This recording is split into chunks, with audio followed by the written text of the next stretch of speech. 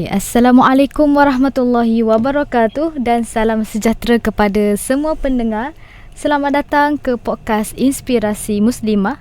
Saya Nur Hidayati binti Hishamuddin selaku host bagi episod kali ini.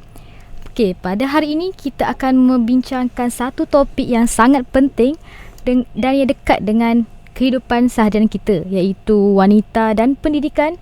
Mengapa Islam sangat menitik beratkan ilmu? Okay, seperti yang kita tahu, pendidikan merupakan kunci kepada pembangunan diri, keluarga dan masyarakat. Dan selain itu, dalam Islam, menuntut ilmu merupakan satu kewajipan bagi setiap Muslim tanpa mengira jantina, lelaki ataupun wanita.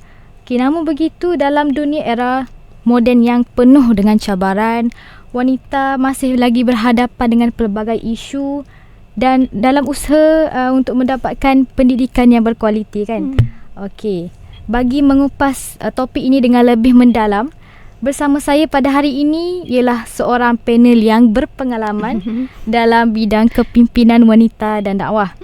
Beliau ialah Saudari Siti Khadijah binti Abdul Rahim yang merupakan Ketua Esko Lajnah Hal Ehwal Wanita Helwa Sekretariat Pendakwah Muda Malaysia SPMM bagi sesi akademik 2025-2026. Apa khabar saudari? Alhamdulillah, saya berada dalam keadaan sihat-sihat saja. Alhamdulillah, terima kasih atas pertanyaan. Okey, saya juga berharap para pendengar dan juga saudari sendiri berada dalam rahmat Allah Subhanahu Taala. InsyaAllah. Alhamdulillah, sebelum kita mulakan perbincangan, macam mana keadaan saudari datang ke sini? Allahu Akbar, agak mencabar ya. Saya sebenarnya nak naik kenderaan sendiri je. Sebab saya naik motor je sebenarnya. Lepas tu saya terpaksa tukar, ajak kawan lah untuk hantar ke sini. Macam, ya Allah, hujan lebat sangat dengan guruhnya, memang menakutkan. Ya, betul. Ni pun baru hujan kan kat Lusim. Ni pun reda lah sikit sampai tadi. Okey, Alhamdulillah. Selamat sampai semuanya. Okey. Untuk seterusnya, tanpa melengahkan masa, mari kita mulakan perbincangan kita pada hari ini yang bertopik wanita dan pendidikan. Mengapa Islam sangat menitik beratkan ilmu? Okey, pada pandangan saudari, mengapakah pendidikan sangat penting dalam kehidupan seseorang wanita? Okey. Bismillahirrahmanirrahim. Alhamdulillahirabbil alamin wassalatu wassalamu ala asyrafil anbiya'i wal mursalin wa ala alihi washabbihi ajma'in. Qala rabbi shrah li sadri wa yassir li amri wahlul 'uqdatam min lisani yafqahu qawli, amma ba'd. Okey, insyaallah berdasarkan soalan saudari Yati tadi, mengapakah pendidikan sangat penting dalam kehidupan seorang wanita? Okey, kehidupan ni sangat penting kerana ia merupakan asas kepada pembangunan diri seseorang wanita. Yang mana kita biasa dengar sebelum ni, talabul ilmu fardhatun ala kulli muslim.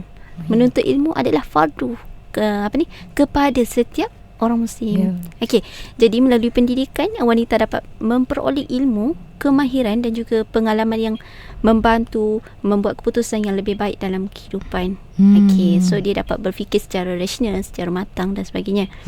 Jadi selain itu, pendidikan juga dapat meningkatkan keyakinan diri serta membuka peluang untuk lebih luas dalam pelbagai bidang. Tak kira lah bidang kesihatan ke, bidang pendidikan ke dan sebagainya. Macam tu. Jadi wanita juga, wanita yang berpendidikan ni bukan sahaja mampu berdikari, malah dapat memberi manfaat kepada keluarga dan juga masyarakat. Okey, jadi dengan adanya pendidikan juga kita dapat wanita dapat memahami mana hak dan juga tanggungjawab yang lebih baik serta dalam membentuk pemikiran yang matang. Okey, insya-Allah itu sahaja. Panjang betul ya jawapan saudari. Dan jawapan saudari sangatlah membantu para pendengar untuk bermuhasabah sendiri, berfikir sejenak. Betul. Berfikir sejenak. Soalan yang seterusnya, mengapa Islam memberi penekanan yang begitu besar terhadap pendidikan wanita? Okey, jadi macam mana mengapa Islam tu memberi penekanan yang begitu besar kepada wanita itu sendiri? Itu Islam ni sangat menitik beratkan ilmu dan juga kerana ilmu merupakan panduan dalam kehidupan seseorang manusia, yang mana kehidupan kita berpandukan kepada Al-Quran dan Sunnah sebagai wahyu. Pertama yang diturunkan kepada Nabi Muhammad sallallahu alaihi wasallam ialah perkataan Iqra. Yang mana perkataan Iqra iaitu bermaksud bacalah, yang diturunkan sebanyak 3 kali, diulang sebanyak 3 kali, iaitu Iqra. Okey. Jadi kat sini dia menunjukkan bahawa ilmu tu pentinglah untuk kita sebagai seorang muslim, sebagai seorang wanita lebih lagi untuk menuntut ilmu. Jadi yang mana Islam sendiri mengiktirafkan sebagai wanita ni individu yang mampu menyumbang dalam bidang dapat menyumbang kepada pembangunan masyarakat. Bila mana kita ada ilmu, kita dapat menyumbang khidmat kita kepada masyarakat itu sendiri. Itu saja. Sebab wanita mainkan peranan penting, ya kan, untuk mendidik anak-anak bangsa, untuk masa hadapan. Okey. Seterusnya, bagaimanakah pendidikan membantu wanita membangunkan potensi diri dan keyakinan diri itu sendiri? Okey. Macam mana kita nak mengenal pasti macam mana kita nak membangunkan potensi kita sendiri. Jadi dengan pendidikan kita dapat memberi peluang kepada wanita mengenal pasti bakat kita, apa yang kita ada sebenarnya, apa yang kita, kalau kita tak mendalami, biasanya kita tak tahu. Kalau kita tak cuba untuk buat benda tu, kita tak tahu apa yang sebenarnya yang kita mahir. Tapi bila kita mendalami, kita belajar, oh yang ni aku mahir, yang ni aku mahir, yang ni, baru kita tahu. Okey, jadi melalui proses pembelajaran lah kita dapat meningkatkan kemahiran berfikir. Jadi kita dapat berkomunikasi dan menyelesaikan masalah. Jadi contohlah, sepatutnya orang ni sepatutnya boleh dapat bercakap depan ramai. Tapi bila dia tak belajar, dia duduk dalam rumah, dia macam tak keluar, jadi terperuk, macam tak nampak jalan dia. Sebenarnya aku ni mahir dalam apa. Bila dia keluar tu baru, oh aku ni sebenarnya pandai bercakap sebenarnya. Macam tu. Banyak individu yang mengaku dia introvert, dia tak pandai untuk untuk dia tak reti nak apply lah dia punya nak berdebat skill, pun tak boleh kan. Sepatutnya skill. Kalau kat rumah tu dia banyak je bercakap, tapi bila kat luar dia senyap, dia tak pandai nak berkomunikasi. Dia tak tahu kemampuan diri sendiri kan. Betul. Okey. Sebab itulah kita kena berani mencuba benda baru kan. Betul. Okey. Jadi dengan ni dengan kita adanya pendidikan, kita dapat membantulah mereka yang mempunyai kemampuan untuk mencapai kejayaan dan dalam bidang yang mereka minati. Dengan tidak langsung mereka dapat meningkatkan keyakinan diri, semangat untuk terus grow ke depan. Betul. Okey. Soalan yang seterusnya ialah apakah cabaran utama yang dihadapi oleh wanita dalam mendapatkan pendidikan pada masa kini? Okey. Cabaran utama sebenarnya dia ada banyak cabaran, tapi cabaran yang paling banyak yang hadapi adalah tekanan akademik itu sendiri. Betul. Pada peringkat yang tinggi, semakin lama semakin tinggi peringkat dia. Kadang orang tu tak mampu dah, dia stop apa semua. Dia setakat ramai daripada setakat SPM apa. Dia tak mampu nak teruskan ke peringkat degree dan sebagainya. Jadi macam itulah. Jadi kat sini kita kena, kalau boleh kita kena usahakan untuk keluar daripada zon selesa untuk menuntut kita kena ilmu. Mencuba kan. Walaupun dia peringkat yang tinggi, tapi kalau kita keluar, insya-Allah boleh saja. Insya-Allah Allah mudahkan. Jadi seterusnya cabaran yang kedua adalah dari segi masa lah. Dari segi masa, dari segi tekanan emosi. Macam mana kita uruskan masa daripada kita bangun pagi, buka je mata, macam mana, apa jadual nak buat sebagainya. Mesti kena ada dalam minda tu. Kalau kita tak ada jadual, okey, kita bangun je, makan. Lepas makan mengantuk lah pula kan. Sambung tidur balik. Yang tu lah. Jadi tak macam boleh tu. apa manfaat yang dapat daripada hari tu? Betul. Yang mana saya pernah dengar daripada seorang ulama, tak silap, dia cakap sebelum ni, daripada pagi sampai malam dan dia nak tidur, dia catat apa dia buat hari tu. Apa manfaat yang dia buat, yang dia peroleh pada tu. Lepas tu banyak mana, maksiat banyak mana, manfaat dia buat. Sampaikan dia ada sesi muhasabah lah kat situ dengan masa dia. Sebab dia mencatat kan. Ya, dia catat. Dia dapat tahu apa yang aku buat hari ni. Dia tambah baiklah untuk esok. Macam tu. Okay.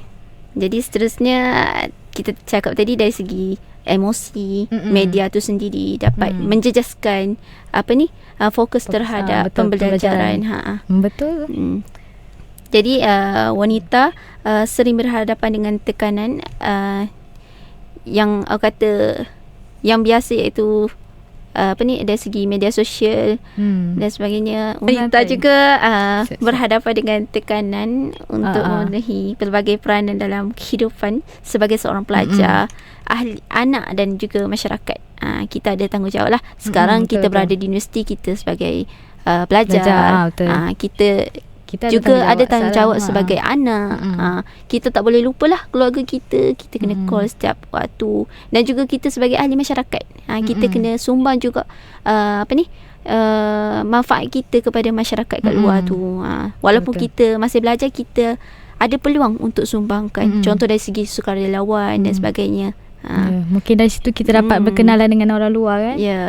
Jadi semua ni memerlukan keistimewaan yang baik lah dari segi pengurusan masa, supaya masa tu tak terjejas lah dengan belajar dan juga buat kerja sukarelawan tu, supaya tak pembelajaran tu tak lupa. Betul. Pelajaran itu adalah keutamaan universiti. Okay. Untuk soalan yang seterusnya, boleh? Boleh. Okay. InsyaAllah. Bagaimana wanita boleh mengimbangi akademik dan tanggungjawab harian dengan baik? Okey. Untuk soalan ni dia macam agak tiba-tiba dia muhasabah untuk diri sendiri, macam mana kita nak seimbangkan dari segi akademik dan juga tanggungjawab. Semua orang lain. Kadang-kadang kita plan cantik dah, tapi bila hari tersebut, biasalah kan, tiba-tiba ada masalah lain yang terpaksa lah. Dia jadi macam terpaksa habis tenggedala. Terpaksa cut sikit-sikit. Jadi pada pendapat saya lah, untuk pengurusan masa yang berkesan ni adalah kunci utama lah untuk kita. Sebabnya kita usahakan untuk untuk memenuhi apa yang kita nak pada hari itu. Jadi soalan itu perlu menetapkan keutamaan dan merancang jadual harian dengan baik. Jadi selain itu juga penting untuk mengamalkan disiplin dan juga mengelakkan perkara yang boleh membuang masa. Contoh dari segi nak pergi lepak, nak borak dengan kawan. Kalau boleh kita kurangkan sikit. Sebab kalau kita pergi makan-makan, tak ambil masa 10 minit. Ambil masa setengah jam, sejam. Lebih kalau kumpul ramai-ramai tu, memang gosip yang tu, gosip yang ni. Lagi-lagi kita wanita kan. Banyaklah topik. Betul. Gitu. Banyak sangat ni. Banyaklah topik. Okey.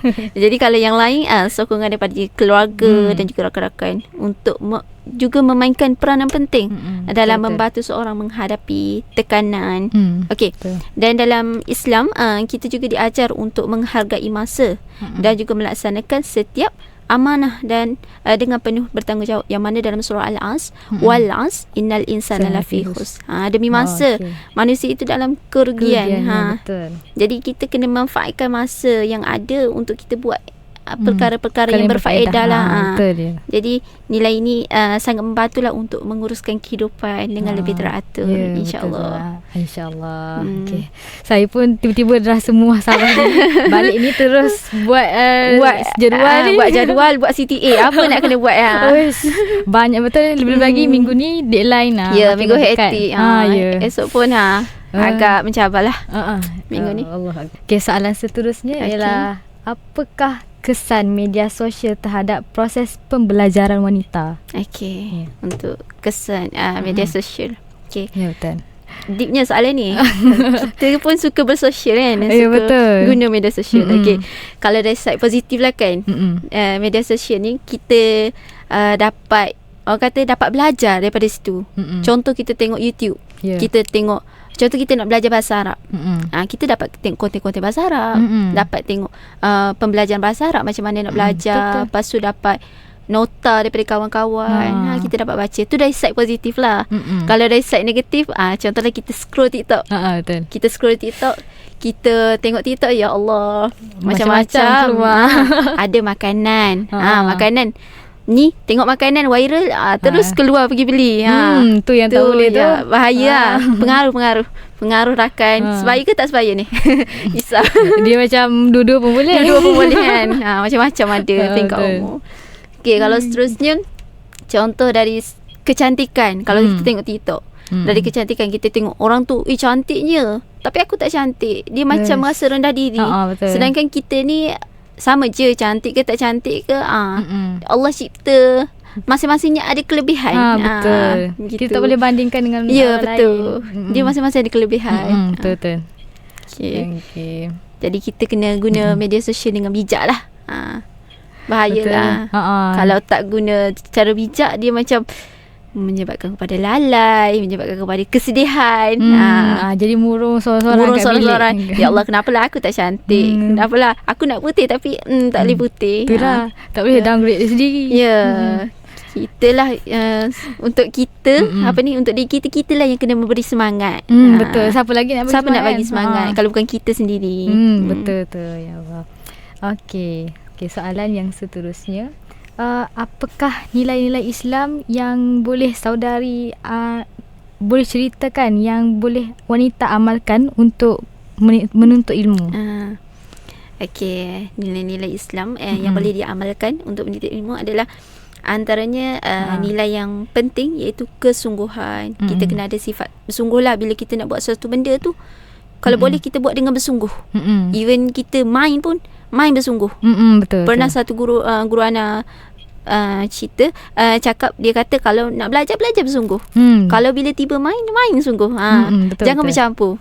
Bila nak belajar, nak main. Bila nak main, tibalah rajin nak keluarkan buku nak belajar. Ya, betul. Tak boleh lah tu. Gangguan lah tu. Dia kalau boleh kena istiqamah dengan benda tu. Ya, betul. Seterusnya kena disiplin. Disiplin dari segi masa.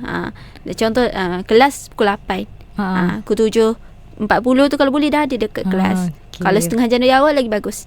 Pergi study. Sebelum sampai kelas tu di sempitan selalu. Betul. Bila doktor cakap tu, ni poin ni. Tak adalah rasa mengantuk. Tak ada rasa macam mana? Tak jumpa, tiba-tiba tak jumpa poin. Tu yang risau tu. Tiba-tiba mengantuk dah sampai ke alam lain. Astaghfirullahalazim. Jadi menuntut ilmu ni memerlukan usaha lah untuk berterusan. Tidak boleh dilakukan secara level lah. Orang kata pedih sebenarnya nak tuntut ilmu ni. Sebab ada malas dia, segala hasutan datang.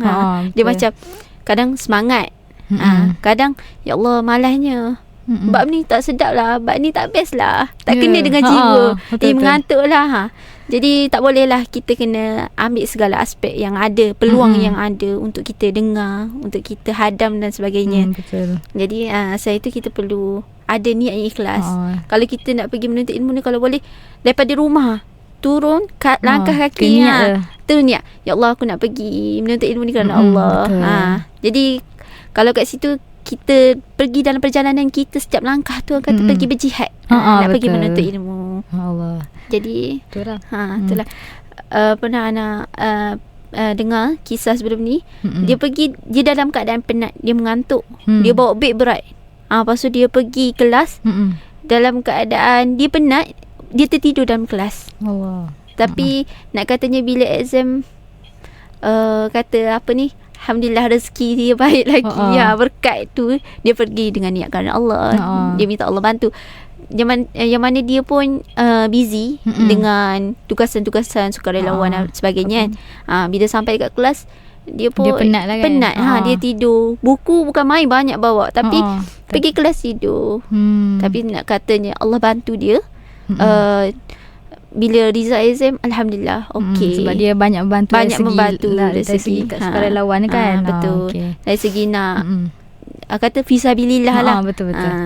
Jadi dia pergi belajar pun berjihad juga, fisabilillah. Sebabnya tak semua dapat peluang ni untuk sambung belajar kan. Betul. Ada setengah orang tak mampu dari segi kewangan, dari segi apa ni, mental dia tak kuat. Betul. Sebagainya. Mungkin ada masalah keluarga ke yang tak boleh selesaikan. Betul.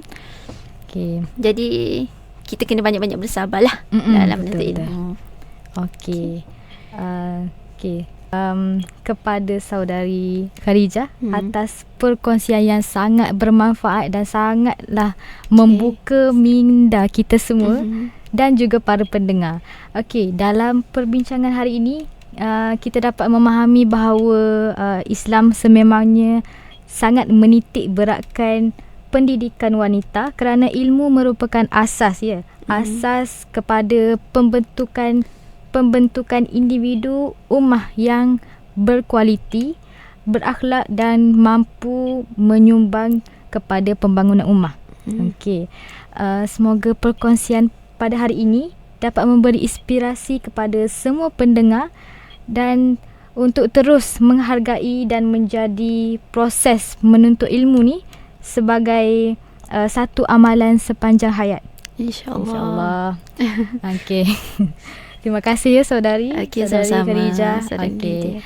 Saya Nur Hidayati Wishamuddin mengucapkan terima kasih kepada saudari dan juga kepada semua pendengar yang mengikuti podcast hari ini.